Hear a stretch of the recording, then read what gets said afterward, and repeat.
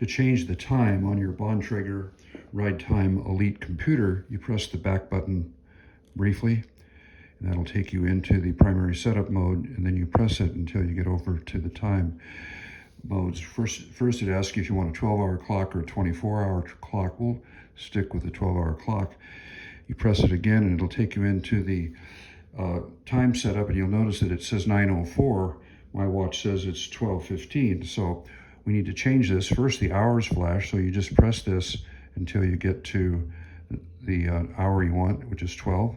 You're good. So then you press and hold that until the minutes flash. When the minutes flash again, we're at 15, so we want to change the minutes until we get to 15.